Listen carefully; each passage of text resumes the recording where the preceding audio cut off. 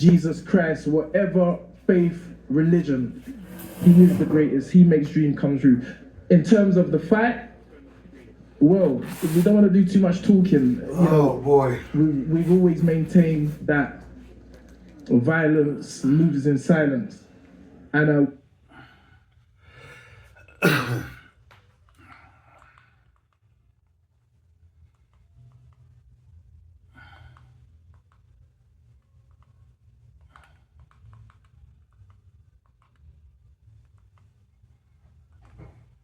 Mario Burgos.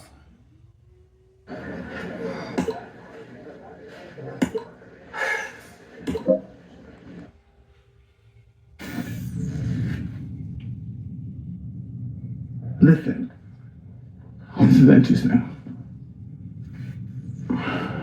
David, in the Bible, David has won so many wars. David is such a fucking accomplished warrior, right?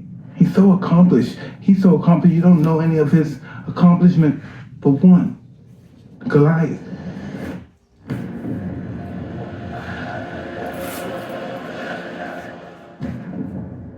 Boxing has that anticipation of the most devastating, humiliating thing a man could ever go through, which is complete dominance in front of other people, laying on your back as the man stands victorious. So there's nothing quite like it.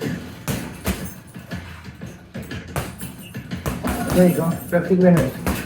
There you go. That's beautiful. Joshua, this Adonis, is an unbelievable physical specimen. There you go. Obviously, Anthony Joshua at 6'6", very tall, long reach, bodybuilder, chiseled, abs for days. Got the body and kind of got the attitude too. He looks like a Greek sculpture, does and says everything right. He's a champion. He's undefeated. He's a gold medal winner. Got a great personality. That's in the head. You got Cherokee, Indian blood in me, Native. I always carry a feather with me wherever I go. If it's not in my ear at that moment, it's in the car. I always carry my native feather with me. America, United States forever. Anthony Joshua, heavyweight champion of the world, coming in. I voted in every election. He is doing that so far. Every election in the last 5 years. My ancestors fought in civil rights to even have the right to vote. I remember a time when my people, my ancestors, at least the jabs through 2 my other rounds, Christian 9 half, to 3 for had to fight to even vote. So I vote. I voted in every election in the last 5 years. Presidency or state. Holy shit, this guy really hits hard. Wow, that was fast from Joshua. Well, it came going, they threw it and missed right. I voted. It came with the hook. Bam. Trying to get this hustle behind his muscle, baby. The one that he really wanted to hit him with, he missed with the right hand. Then all of a sudden he threw more 2 shots and he caught him with the left hook. Caught him with the left hook and put him down. Got caught with a punch. This is beautiful. This is exactly the way it was supposed to go. He got hit with a big one. My grandfather fought in World War II. I buried my grandfather in 2005. And he's sort of kissed him on the blinking and forehead, he's looking. and I closed my grandfather's casket. And I rolled my grandfather's casket as my sisters and my dad and mom walked behind me. What do I do? I rolled my grandfather's casket He never been in that situation. to be placed in the wall with my grandmother, my mom's mom and dad. I told my grandfather as I gave him a kiss before I even closed his casket, or excuse me, before they closed his casket, before I rolled it to be placed with grandma. I kissed his casket again before they raised him and put him in the wall. And I told my grandfather, I will never forget you, Grandpa. I'll forget what you went through. Okay. I'll never forget you. He fooled around with him for 2 I'll never rounds. Now forget. the real boxer comes I out. promise. Get up, get knocked out. My grandpa Fight left his over. country It's honorably. like a few minutes from clearing out He fought your his seat to make country, sure he you fought don't for his leave your country in trash World War behind. II. Anthony Joshua. He passed away, is born probably April 16th, the best 1920. finisher in boxing. When he smells blood, when he Enlisted in has you, it's 1941, over. World War II. When Pearl Harbor was hit, my grandfather was in the air. The 66th Infantry, the Black Panthers of World War II. My grandfather. 21 knockouts in 21 wins for Anthony Joshua. The 66th Infantry of the Black Panthers of World War II. And I got all the papers here. And my grandfather also campaigned along with other members of the 66th Infantry, the Black Panthers of World War II. They even campaigned to go back to Germany. My grandfather was stationed in France. He stormed Normandy. Yeah, all that private Ryan stuff you see in the movies, jumping off the boat, running, storming the beach, storming Normandy. Yeah, my grandfather. My mom always told me the stories. Twas the night before Christmas. The Germans took out the first ship. Then the Germans took out the third ship. It was 3 ships. The Germans tried to trap the Americans. My grandfather. His body fucked up. The Germans took out the first ship. Twas the night before Christmas. It's a book of World War II. My mom always told me. My grandma would read it to her. It was called It was not called The Night Before Christmas. It's not called Was the Night Before Christmas. It was called Twas, like TWAZ, I think. Twas the Night Before Christmas. We knew there was a problem. The Germans took out the first ship, and the Germans took out the third ship. The Germans took out the first ship and the third ship. My grandpa was on the middle ship. He made it to Germany. This motherfucker. My grandfather passed away in 2005, May 24th, 2005, at the age of 85 years old. What I was seeing.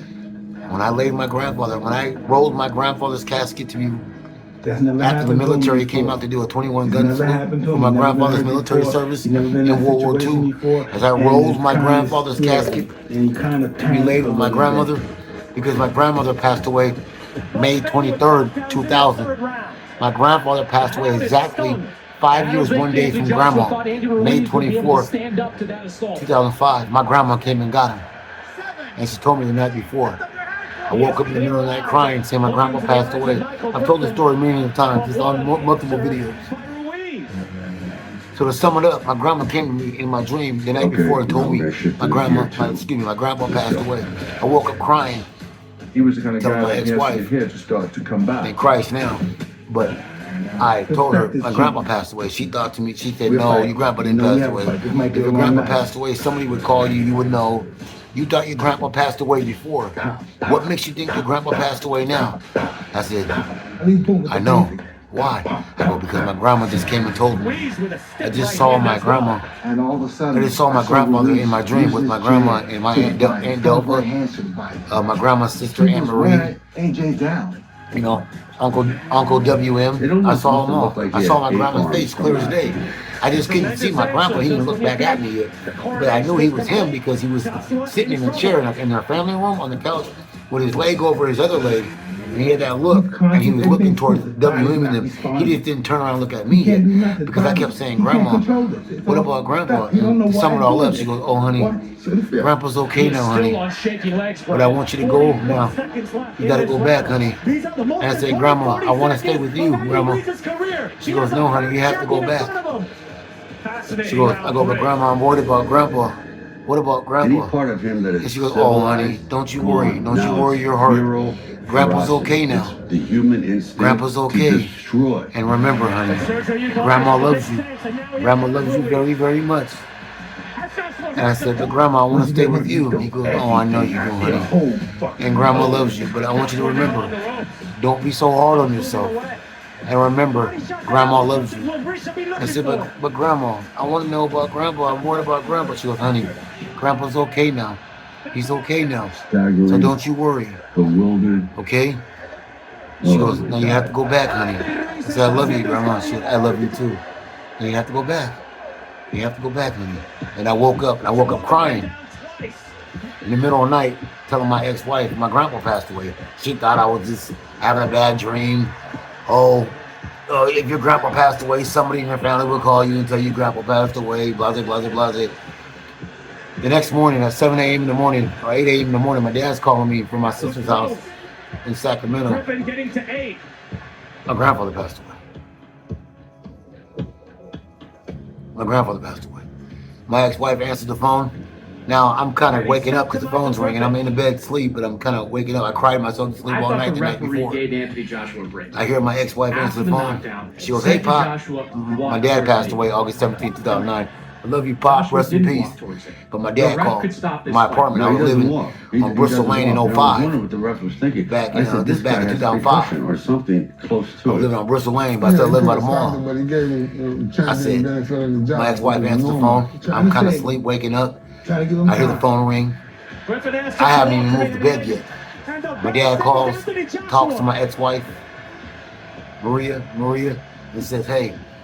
She goes, "Hey, Pop, how you doing?" "Hey, yeah, Pop, yeah, he's in there, he's asleep." She goes, "What? What? You seen Shut the fuck Louise's up. confidence level Shut the go fuck through up. the roof. It was What the ridiculous. fuck?" She goes, "Tiger woke up in the middle of the night. Tiger woke up in the middle of the night saying that his grandpa passed away." My dad goes, "No shit. Who's been talking to my son?" She goes, "Nobody. He woke up in the middle of the night crying, saying his grandpa passed away." And I kept telling him what makes him think his grandpa passed away. He kept saying his grandma came to him in his dream and he saw all his loved ones sitting in the living room and he saw his grandpa sitting there. He just couldn't see his grandpa's face, but he knew it was him. And his grandmother was telling him his grandpa's okay now. Grandpa's okay now, and she loves him, and he has to go back. He woke up crying, saying that his grandmother told him Grandpa passed away. And my dad's on the phone with my ex-wife saying, "No shit. Who is my son been talking to?" And my ex-wife goes, "Nobody. He cried himself to sleep last night saying Grandpa passed away. His grandma came and told him." And my dad goes, "No shit. Are you serious?" So I guess my dad goes, Dina, get over here. Grandma came to your brother last night and told your brother that Grandpa passed away. He ain't talked to nobody. He cried himself to sleep, woke up in the middle of the night saying Grandpa passed away." And my sister would say, "No shit. Are you fucking serious?" She goes, "Yeah." He goes, I got Maria on the phone right now. She said all night crying, saying that his grandpa passed away. His grandma told him he ain't talked to anybody. No one's even called him. Right? How did he know? This is Right? my style. And I'm getting I always had a destroyed. spiritual connection with my That's grandma gonna and be a grandpa. frightening experience for him. About 4 years of my grandma's life, we always were close. But like the last 4 years of my grandma's life, we really got really close. I was over there with my my ex-girlfriend Roxanne, and I was always going to sit over there with my grandmother. I would go sit. Joshua off the hook a little bit in that last round when he was not all So the I way told back my- I out told- that brutal third round. So there you go. I've told this story time and time again. My sisters, my mother. My sisters and my mother, they talk about it all the time. My mom goes, "Remember, Grandma came and got Grandpa. My grandmother died on a Monday, my grandpa died on a Monday, and my dad died on a Monday. My grandma came and got my grandpa, my grandma and grandpa came and got my dad." Now, I'm not just saying it because it sounds good, it makes me feel good. No, I'm not. I'm being truthful on the Holy Bible, on Jesus himself. And a lot of people around the world can testify to these preparations, visions, spiritual things that were received from God. A dream. Noah had a dream. Noah had a dream.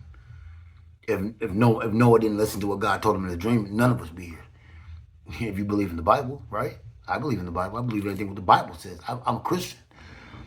Noah had a dream. Noah had a vision. Noah had a dream. He was asleep. The angel appeared to Noah in his dream. If Noah did not listen to the angel and do what God commanded him to do, nobody be here if he didn't build that ark. My grandma came and told me my grandfather passed away. My mom knows this. My sisters know this. All my sisters know it. My nieces and nephews know it. They all know it. My mom talks about it to this day. She still is mesmerized how my grandma came and told me in my dream that my grandpa passed away. The very next morning, I'm getting a phone call from my dad talking to my ex-wife saying my grandpa passed away. Now how would I know that? Because my grandma came and told me. Nobody called me. I didn't even get out of bed yet. I woke up crying in my sleep the night before. The phone rings at 7 a.m. in the morning. I didn't even answer it. My ex-wife did. I'm still in the bed, asleep. My ex-wife came and tells me, she goes, "Tiger, I got to talk to you." This is before she started using drugs and this was becoming a way out. This is when she still had her mind. She goes, "Tiger." I go, yeah, honey." She goes, "I need to talk to you." I said, "What?"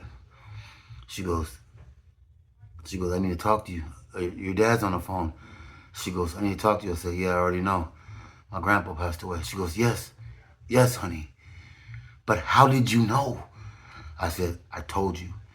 My grandma came and told me in my dream last night. Now will you believe me? I promised my grandfather when I kissed him and rolled his casket to be laid with my grandmother, I will never forget you, Grandpa.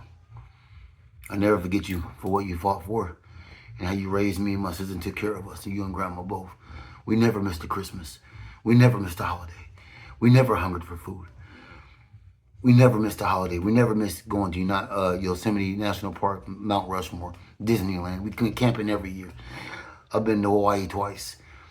I've been to Mount Rushmore. I've been to Knoxbury Farm, Yosemite National Park. I've been to Disneyland. We've been all over the world. In Oklahoma, where my grandma's family and my mom's family was from.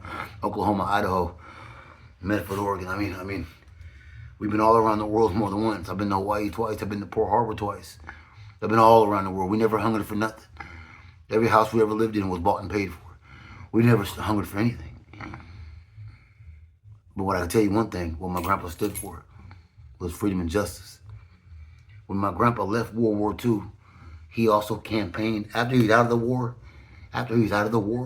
my grandpa campaigned. I have the papers here. My grandfather campaigned to go back along with other members of the 66th Infantry, the Black Panthers of World War II. They campaigned. What does campaign mean? Campaign means you want something.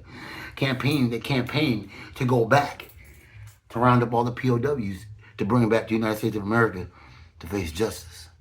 My grandfather. So with his heart, and with this feather, native feather, I will always honor my grandfather.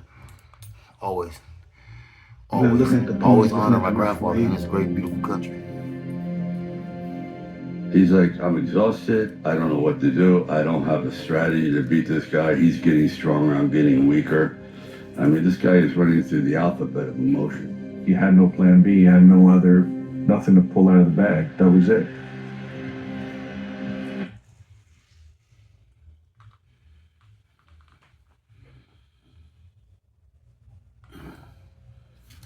He wasn't breathing. He wasn't in a relaxed zone. He was uptight. And when you get uptight, you're not getting the oxygen, and your body gets tired. As an athlete, when you're hurt, a default is delay. That's when your acting career comes in. You know, you come in and like, I'm not hurt, I'm ready to go. He's trying to regroup himself. But you don't let him see you do it.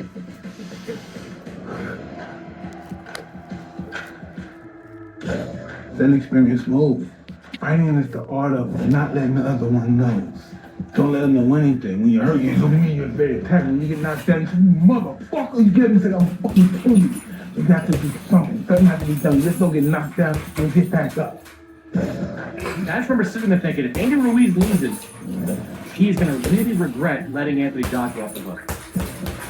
I thought if he survives round 4, then we're still going to get a Joshua Killer Nation.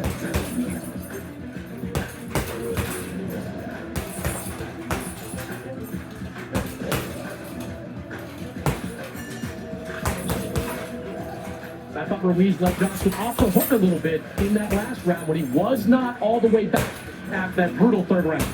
You can see the progression of his coming out of the bar. He's getting better throughout the round. Joshua looking a little steadier here in this round 5. Maddox has him on his car. A hard hook. Joshua thinks the same quick. Boxing ain't over till it's over. Till it's over.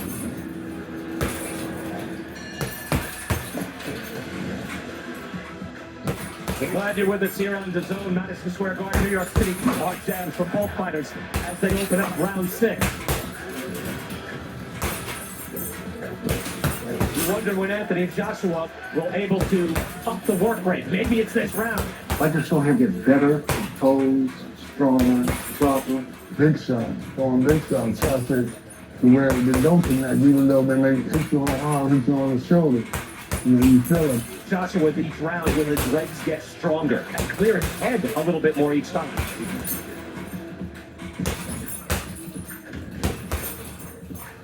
Joshua's talking to him. I don't know what he's saying.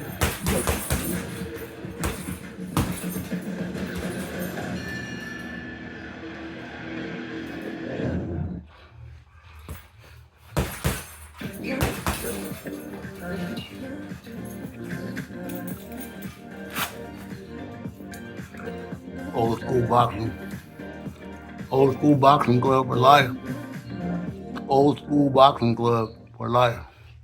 Pimple Meet Your Mighty Patch. Get results in 6 to 8 hours from Hero, the #1 acne patch brand.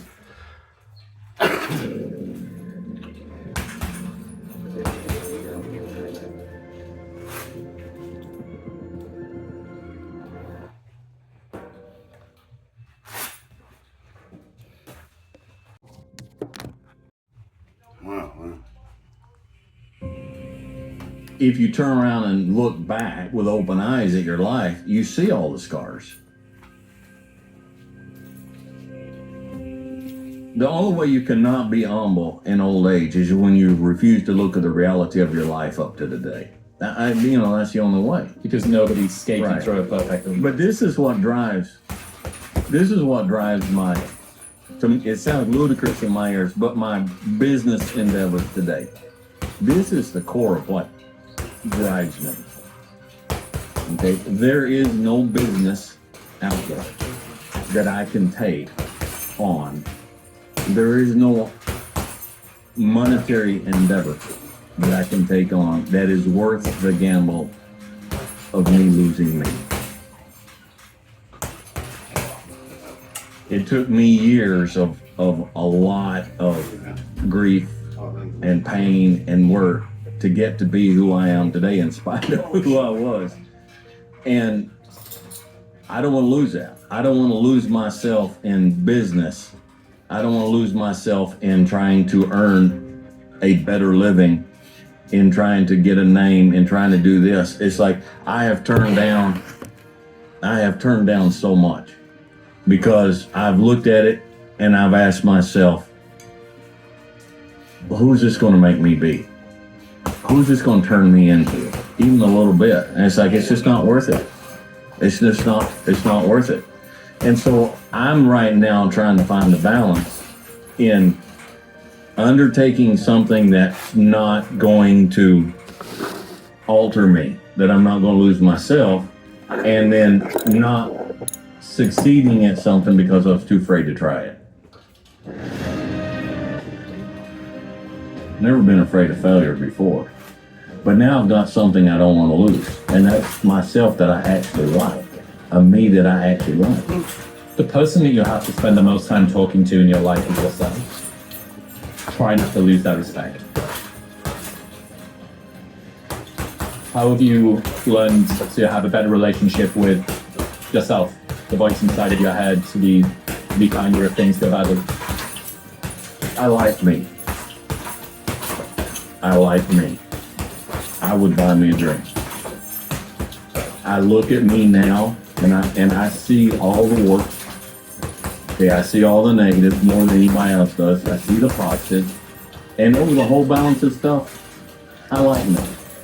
And I can give myself the same grace. If you and I were friends, I can give myself the same grace I can give you. Because I like me. I like me in spite of my understanding and the reality of my weaknesses and my warts and my scars and everything. But all in all, I'm a pretty good dude. And man, you got to get to that point. I can work on him foot movement. Cause he's a good boy. Yeah, give me. Arrogance is pride mixed with ignorance. Right, that's the definition of arrogance. I'm not talking arrogance. I'm talking about, look, as a human being, I've failed at this, I've succeeded at that, I've wrecked this, but I've built that. All in all, I've tried. Watch out for him. You know what I mean? Yeah. Keep my But I like me, so I'm going to give me some grace. Yeah, he helped me train. Yeah, you're good. And how many people can say that? How many people say I like me? They would give more grace, more care, more attention, more love to somebody else than themselves. There's a statistic around, I think on average, the likelihood that you are going to complete a course of antibiotics yourself is about 50%. Right. The likelihood of your dog completing it is 95%. Yes. Yeah. So we're literally capable of caring for a pet.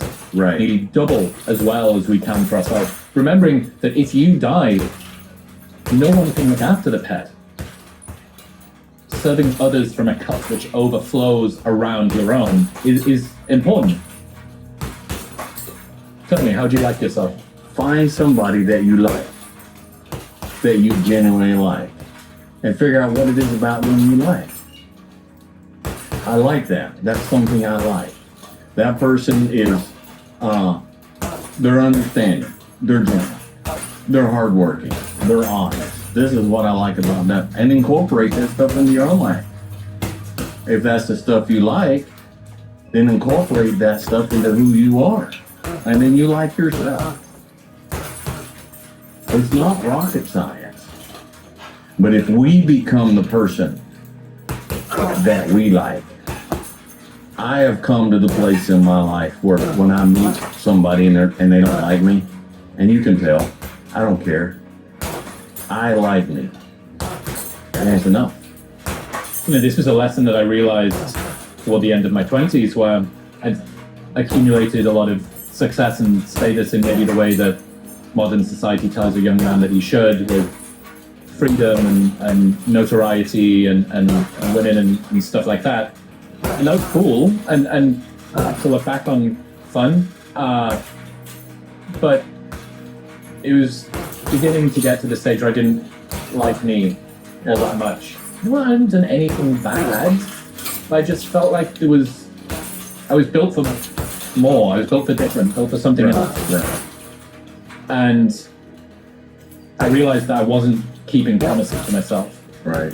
That if I said I was going to wake up at a certain time, the snooze button would be hit 3 times. Right. If I said that I was going to stick to my diet or go to the gym or do this thing, maybe it would happen, but it wouldn't happen quite the way that I'd meant it to, and there would be some negotiating and some cajoling and some falling short.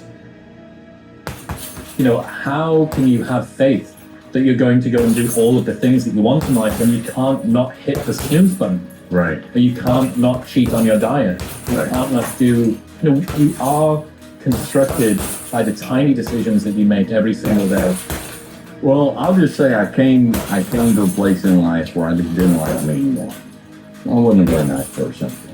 And I was just very on edge, very angry. So I had to make some decisions. I can't continue to live like this. Angry, there's no benefit to it. You know, it doesn't fix anything. You know, anger, it just turned out, I'm like, this is not profitable. And this is eating me up inside. And I'm making stupid decisions. And this has just got to end. So I had to make some decisions. What's making me like this? I need to get it out of my life. And slowly over time, got a handle on stuff. And I've kind of got some of my perspective back. So imagine that you had a friend, and every time you invited this friend out for lunch, they showed up an hour late, or they didn't show up at all. After a while, you stop trusting them and stop inviting them out at all. You are that friend to yourself. Yeah. And I think this is such an important lesson for people who want to be liked, who want to struggle socially, and want to become people. People like people that make them feel good. Right. They don't care that much about how impressive the person is. Nobody likes a cracked windshield. Wasn't that? No, but you can go to SafeLight.com and let it fix now and pay later. SafeLight can come to you for free. Don't wait. Go to fix now and pay later at SafeLight.com. When you help, your bathroom can feel from the bottom door. Keep things fresh with the Breeze bathroom. It's an alcohol-free air freshener that fights odors for 45 days. So coming out your every flush, you know this bathroom smells amazing.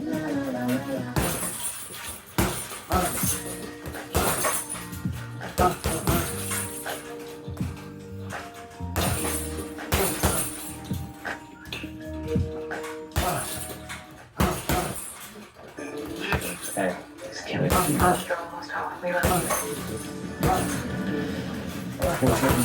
You need to be on the train in 30 minutes. So I was riding for an outfit in Alaska, guiding, and they brought in a mare, and the best I could understand, she was a retired barrel racing horse from here in Texas. And so when I signed on, they assigned her to me because nobody else, we couldn't put guests on her, none of the other wranglers wanted to ride her, because her go-to was run. If something disturbed her, her head came up, and it's run. That's my answer to escape, to just run. And it wasn't something that I could physically fight and stop. And so that was really made me step outside of the thought process of physically controlling something that has a mental emotional issue, and getting in her head and figuring out what can I do if the problem is mentally or emotionally, what can I do to get into her head and get into her emotions and fix that for her. And so what I did, and it's so simple, it probably wouldn't even make sense to a lot of folks, but while we were sitting there and while she was calm, sitting there at the ranch waiting for others to get on the horses, I would just come in with the lightest little pressure and get her to tip her nose. Not pull her nose in, just give a signal, hey, tip your nose, so she'd tip her nose. And we just do that and just do that. And then when we get out on the trail and she started getting anxious about something and her head would come up, I would just default to that. And so she would find something that she would secure the signal, and she would calm down, and she would calm down. And working with that mare for the summer,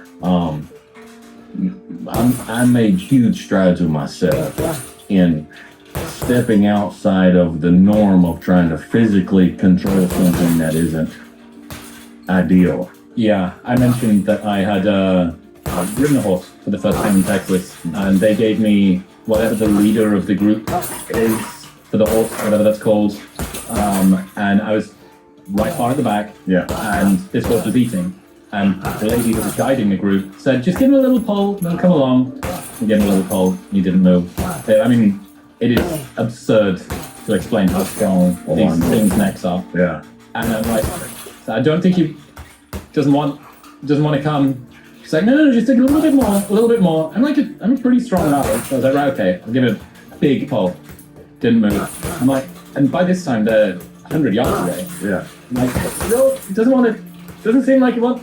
She said, no, like a really big pull. So I went mixed grip, like you do on a deadlift. Yeah. I set my feet into the stirrups and like 1 rep max this horse's head up. And finally he got up. And that was absolutely not the most efficient way to get him to do that thing. There would have been a much better way than me. Right. Now, what I teach folks is I don't want his body. Okay, I want his mind. Now, if I physically, like you just went through, if I physically get his body to do what I want, but I don't have his mind, as soon as he gets a chance, he's going to go back again. But if I ignore the body and I get the mind, if I have the mind, I have the body. So in a situation like that, what I do is I don't pull his head up. Okay, I take the reins and I bounce that bit that's in his mouth. I bounce it pretty sharp. And he decides in his mind, I don't like that. I think I will put my head up. I'm going to suggest to you that you decide it's in your best interest for you to pick your head up. And we go for the mind. And how much in life, you've got all these folks working for you here, and you can't physically browbeat and nag and fight. You try, does it work? No. They're belligerent. Yeah, I've already heard stories. Yeah. But you want to make things so that they decide that if this is what Chris wants done, it's in my best interest. I want to go do that. And again, it's communication, and again, it's getting in the horse's mind and working with the horse in that manner. I'll give you an illustration if I can, all right? One of the cardinal sins in my book is when I go to get on a horse and the horse walks off. When I'm part way up, I'm stepping up I swing my leg over and he's walking, he's leaving. Okay, that's a cardinal sin. So we have a difference of opinion here, me and the horse. It's like, I want you to plant your feet. And I want you to be still while I get on, and then I'll tell you when I want you to go. He says, well, I want to go. So I'm not going to sit there and pull back and say, whoa, and do that one-legged hop along Cassidy down while I'm trying to get in the saddle. I'm not going to do that. I'm not going to physically hold him back. I'm going to put my toe in the stirrup, and I'm going to go to step up, and when he walks off, I'm going to step back out, and I'm going to make him keep walking in a circle around me 8 or 10 times. I'm like, I wanted you to stand still, but you want to walk. I tell you what, I'm a nice guy. I'm going to let you walk. I'm going to let you do what you want in a controlled manner. You pick the tune, and I'll pick the dance. And I'll make him walk around. He's like, I don't want to walk anymore. But you said that's what you wanted, so I'm letting you do what you want. He's like, I don't want to walk anymore. Okay, stop. Wait. I want you to stand here while I get my saddle. And he says, and it may take a couple times, he says, you know what? I think what I want to do is I want to stand here while he gets in the saddle. You know? So we communicate, and when I got his mind, when I changed his want to, I didn't have to fight with his body. And so that's how you approach it. You understand and you communicate. What have you learned about humans from working with horses? Humans don't know how to communicate. Communication is our biggest weakness. That's not like the number, but that's something that lately this has been just really hammered home to me. Working with horses and working with humans. And communication is a much more complex issue than I think many of us give it credit for. So you take a horse and a human, a relationship with a horse and human, all right? For that to work, there has to be communication. Well, we have a couple of problems here. My badge. First off, the horse doesn't speak English, and we don't speak horse. I carry this. All right. This country. Well, as humans, we insist that the horse comes into our world, but we're too arrogant or too lazy or a combination of both even my to dad's learn to dad, speak horse. who I never And met. horse's language is not That's verbal. why I It's just all call my dad's movement. It's dad. all body language. He It's fought all in this. Vietnam. And so that So is my a grandfather problem. on my mom's But side. another problem my grandfather, is who I love us with and my the heart and soul, horse. We fought in are World War II. we're predator My dad's animals. dad. All right. My dad had to We see my are dad. the May he rest in human peace. My is- dad, may he rest in peace. We're predators. And my dad's all dad, right? may We're he rest in designed to peace. eat meat. Our My dad eyes ain't are seen him. side by side on the My front dad of our ain't seen him face. since he We was see 6 one years old. picture, and we're designed to see And my what we dad want always and honored go his get it. mama. The So horse my is a dad prey animal. didn't go to his dad's They are funeral. the animal that everything My that dad's eats dad meat wants bebop. to eat. And so they have a My complete dad's dad different fought in instinct. Vietnam. Their instinct is everything wants to eat me. My grandfather, You my know, mom's. we wake up From in the World War morning and II. we say, you know, I want to be a trophy husband. native Cherokee that's blood in me. my goal. I read it. Okay, I love my what country. do I want to go get today? I The love my horse wakes grandfather. up and says, Roy I and don't want to Mildred get Perry eaten Jr. today. Two totally different instincts. All right. So to be able to build a badge of communication honor. with a horse, we have to move into their world and learn to speak, but learn to think how they think. Well, I mean, we can say men and women are the same thing. You know, the women are different from men. They have a different way of thinking. And like I said, my wife, I've been married almost 34 years. And even today, there's things I say, and she absolutely, what she heard is not what I said. And vice versa. You know, so it's communication, and you cannot have 34 years of relationship with one person if there's no communication. I don't like the trend in this circle, men's motivation circle. I don't like the hustle culture as is being brought out and taught today. I don't agree with it because I think it's out of balance. I think young men need to know that, hey, it's okay for you to sit down and to chill and to think. Because I guarantee if you're in the weight room, pumping out all these reps and running on the machine, and then you're going into the cubicle and you flip open the computer and you're not thinking. You're learning, you're taking in, but you're not meditating on stuff, and you're not thinking. But that can be taken so far that young men are made to feel guilty for just sitting down and thinking and relaxing. And I understand that there was a tendency in this country. We had a lot of young men that were not raised. My mother texted me today. My grandfather's daughter, my mom. This honor of working out, it doesn't honor my grandparents. It honors my mama and my daddy who passed away, and my grandparents, my grandma, my grandfather passed away. I work out to honor them and keep them with me. I can hear my dad saying, throw the left hook, son. I can hear my dad say, punch. You gotta punch, son. I can hear my grandfather telling me to always be a man. And be, my dad telling me to be a warrior. Iron Tiger. That name Tiger didn't just some YouTube name I made up. That name was given to me as a baby because I was a premature baby, 2 pounds, 2 ounces. Excuse me, 2 pounds, 2 pounds, 10.5 ounces. And I was considered a miracle baby. My mom had 3 miscarriages before I was even born. So technically I was supposed to be the 3rd oldest, not the 1st oldest. Then came my sister Dina, Tila, and Jennifer. So, Warrior Nation, I'm God's warrior. Mike Tyson's my favorite fighter. Iron Mike Tyson. Iron, my nickname is Tiger. My dad gave me that name along with my mama when I was born. My dad said he's tough as a tiger. He can't be beat. He won't be beat. He's never come off his feet. He's been fighting for life, in life, since the day he was born. So I nicknamed my son Tiger. Why? Because he's tough and strong as a tiger. He can't be beat. I've never come off my feet in the ring. Never. I've been jumped twice. I've been hit from the blind side twice. But I've never been physically dropped. Just on some real one-on-one shit. But I've been jumped twice growing up as a teenager. But I've never come off my feet one-on-one. In the ring or on the streets. And I never will. You know what I mean? Facts. Warrior Nation.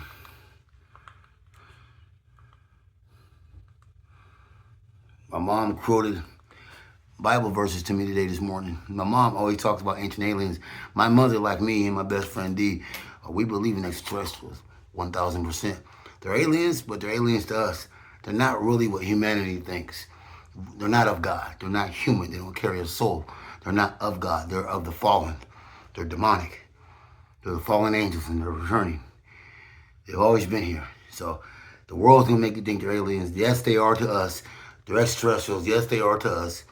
But they're demonic. They're not of God. They're from the fallen, from the fall. From the angels in heaven to the Nephilim. My mom quoted Bible verses with me today. I was a little worried, right?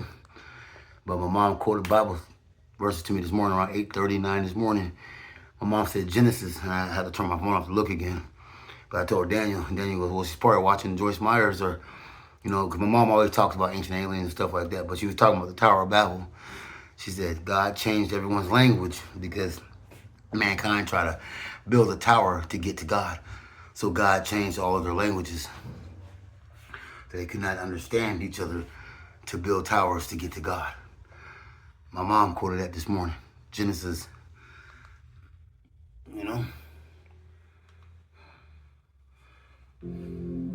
Because I had been working from the time I was 7 until the time I was 20, and every action, every decision, every choice was geared toward me trying to make it to this thing called the NFL, the National Football League, which I found out very soon and early that it didn't just stand for National Football League, it also stood for not for long.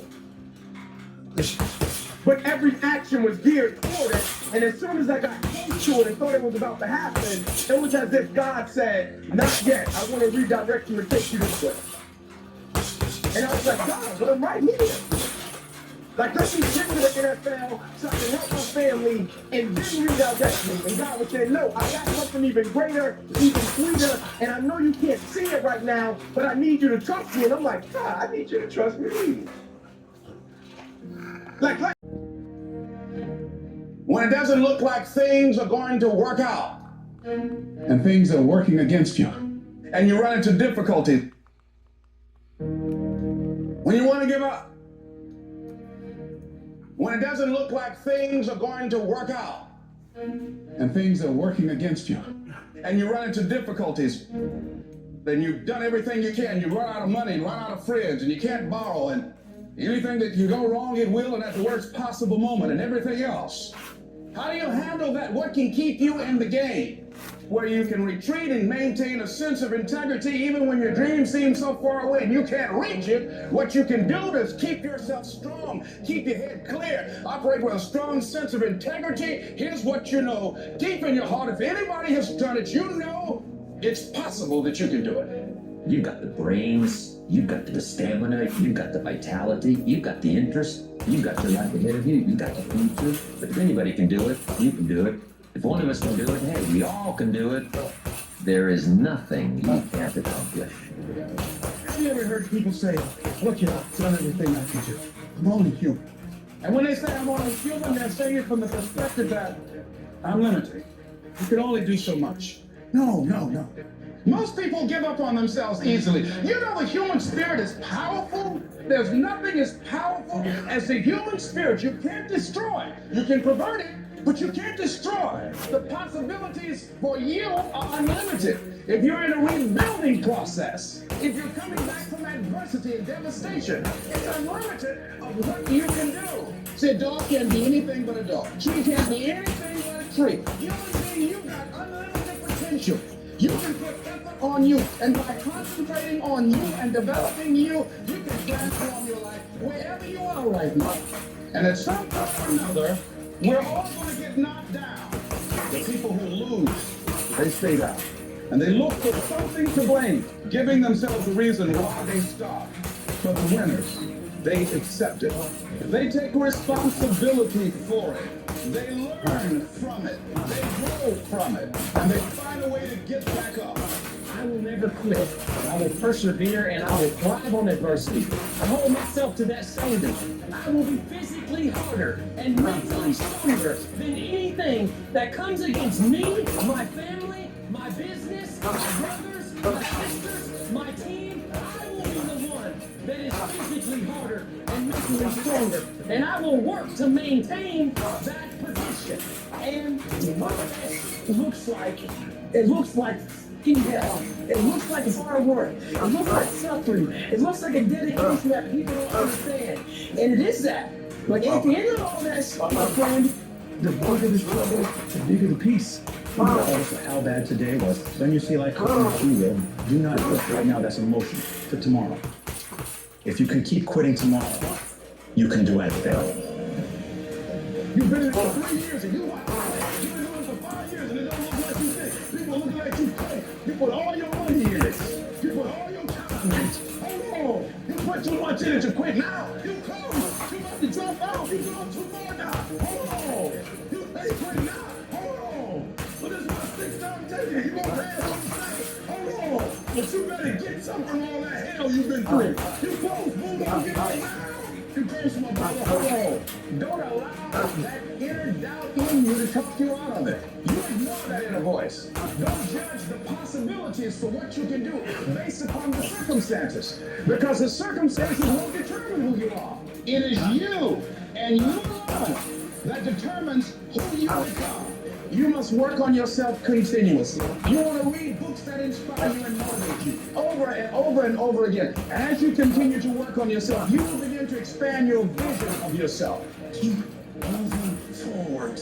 You gotta keep moving forward. I need you to keep moving. I need you to make up in your mind that the only way you can move is if you quit. How you do it to keep going? And so you're gonna have to learn to wrestle with it. You're gonna have to learn to fight with it. You're gonna have to put in a little bit more sweat, a little bit more blood, a little bit more tears. If you kill that thing, I'm here just like you here, and I promise you that I ain't leaving without the degree. I will not leave without that goal. I will not leave without that dream. I will not leave this university until I'm successful. You gotta fight with that thing until that thing, you gonna quit before I quit. You don't give up before I give up. We gonna do this thing all night long. I'm telling you that I'm I'm not going to let you go.